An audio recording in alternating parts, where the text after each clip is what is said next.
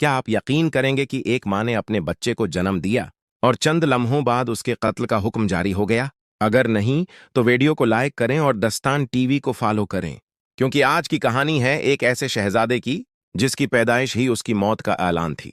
ये किस्सा है सल्तनत उस्मानिया के दौर का, जब बादशाह मुराद सालिस अपने दुश्मनों से नहीं बल्कि अपने ही खून से डरता था।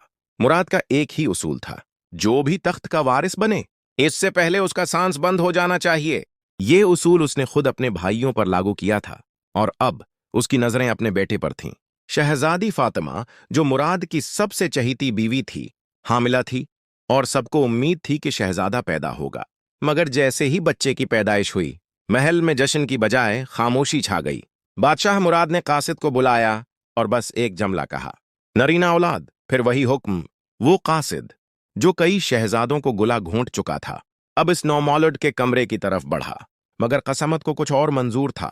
शहजादी फातिमा ने अपनी जान पर खेलकर अपने बेटे को महल की खादमा के हवाले किया और उसे हुक्म दिया कि बच्चे को फौरन कुस्तंतनिया से दूर ले जाए। कहा जाता है कि वो बच्चा एक दरवीश के भेस में पहाड़ों में पाला गया और बरसों बाद जब मुराद की आंखें बंद हुईं, वही शहजादा तख्त पर बैठा, सुल्तान अहमद अव्वल के नाम से। जी हां, वही अहमद अव्वल जिसने कत्ल विरासत का ये जालमाना कानून हमेशा के लिए खत्म किया और तारीख में अमन के सुल्तान के तौर पर याद रखा गया।